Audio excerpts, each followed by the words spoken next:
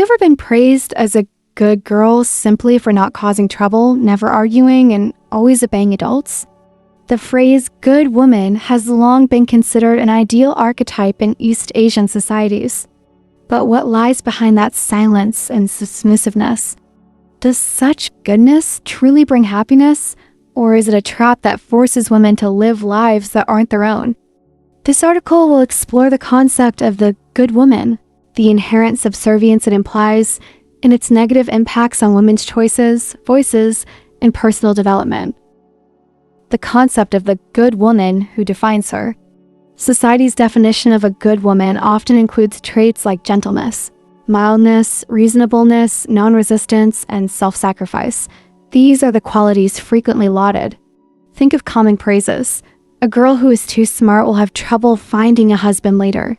Silence is wisdom, or to be good is to know how to endure.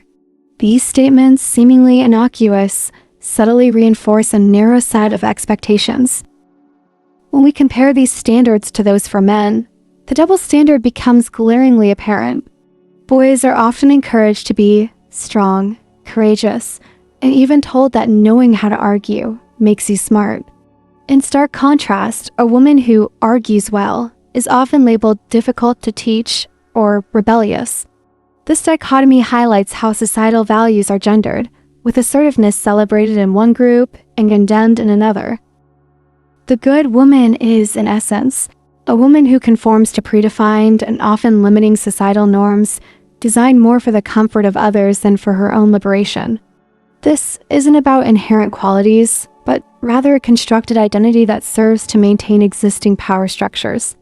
The very act of defining goodness for an entire gender becomes an act of control, a subtle yet pervasive way of shaping behavior and limiting potential. Subservience taught from a young age, a form of gentle control. The cultivation of subservience in women is an insidious process, often beginning in childhood and continuing through various stages of life. It's a self-control, rarely overt, but deeply embedded in the fabric of education and cultural norms.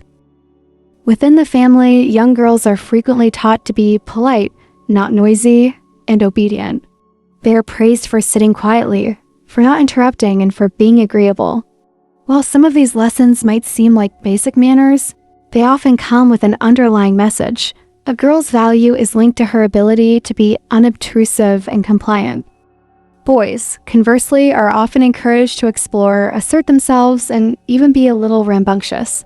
This early conditioning sets the stage for a lifetime of behavioral expectations, where girls learn that their goodness is contingent on their ability to suppress their natural inclinations for assertiveness and independent thought.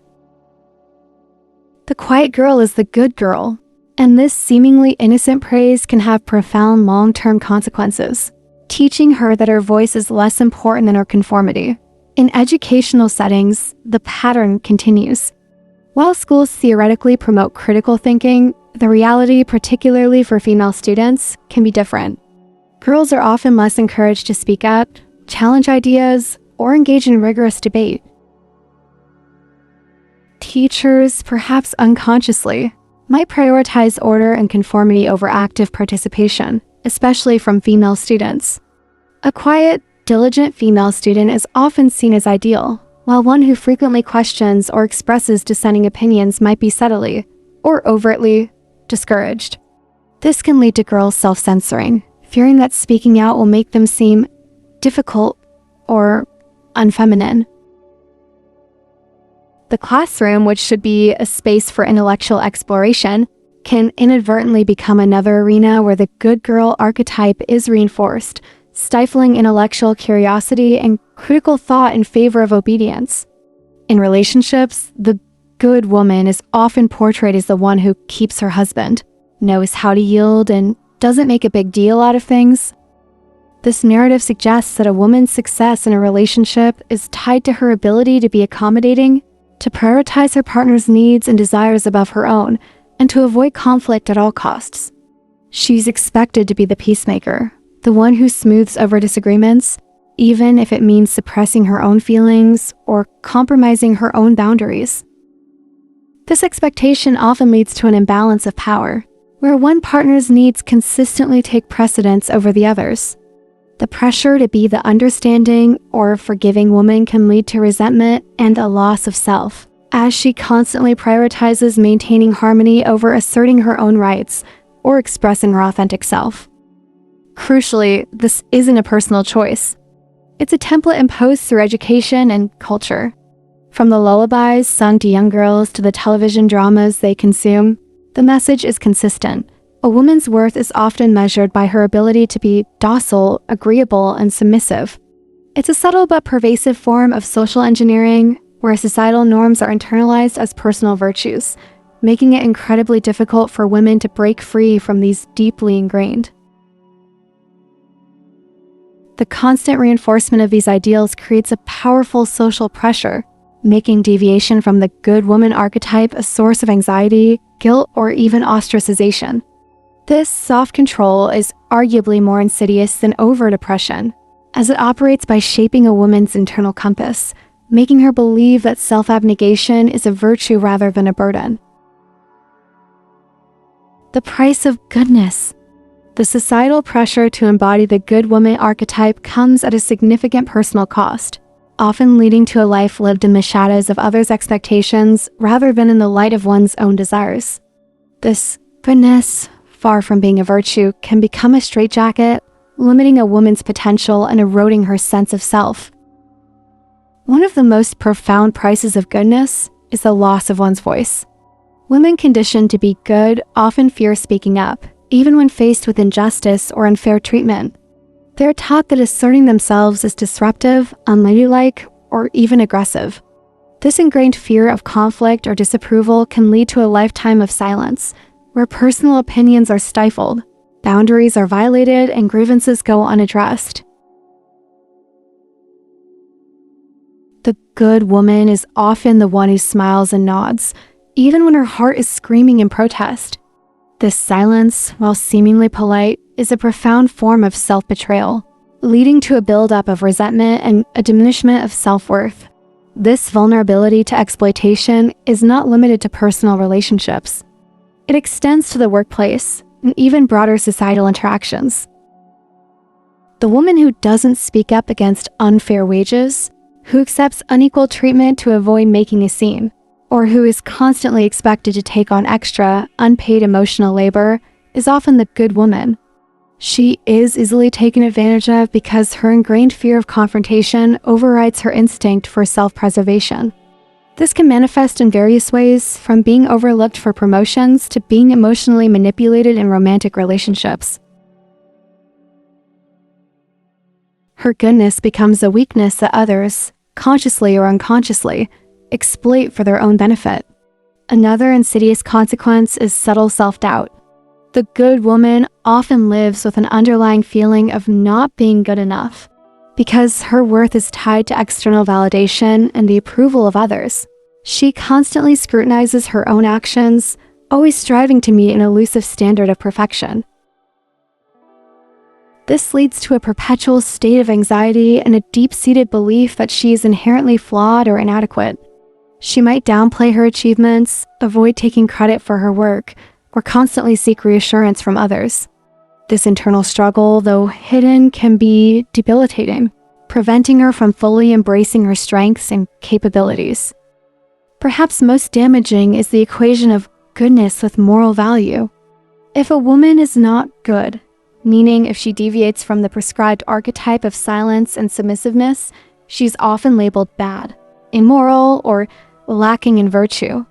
This creates an enormous pressure to conform, as the alternative is social condemnation and personal shame.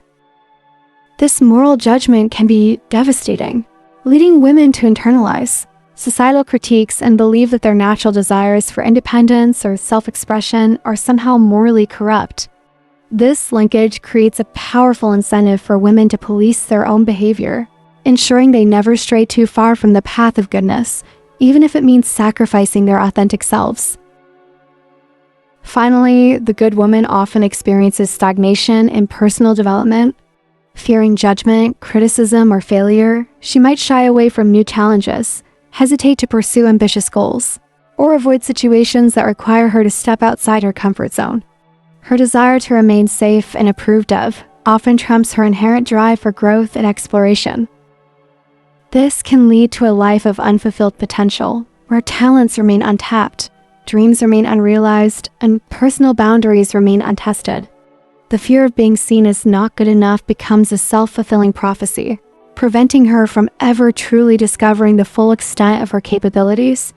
The good woman may be praised, but she often lives a life that is fundamentally incomplete, a shadow of the vibrant, independent individual she could have been. When good becomes a trap, the stories of generations of women. The insidious nature of the good woman archetype is best understood through the lived experiences of countless women across generations. It's a narrative woven into the fabric of daily life, influencing decisions big and small, often leading to lives of quiet desperation and unfulfilled potential. Consider the women who endure cold or loveless marriages simply for the sake of the children or family honor. They are the epitome of the good woman, sacrificing their own happiness and emotional well-being on the altar of societal expectations. They may long for intimacy, intellectual connection, or even just a kind word, but they remain silent, believing that their duty is to maintain the facade of a perfect family, regardless of the personal cost. They internalize the message that a good wife is one who endures, who doesn't complain, and who prioritizes the family unit above her own needs. This silent suffering becomes a testament to how deeply ingrained the good woman ideal is, turning personal liberation into a perceived act of selfishness or betrayal. Then there are mothers who perpetuate this cycle, teaching their daughters to be submissive and accommodating because they themselves were forced to be. They might advise their daughters to be patient, don't talk back, or always put your husband first. These lessons, passed down through generations, are often rooted in their own experiences of living within the confines of the good woman archetype. They might believe they are protecting their daughters from hardship or ensuring their social acceptance, unaware that they are simultaneously stifling their daughters' voices and limiting their potential.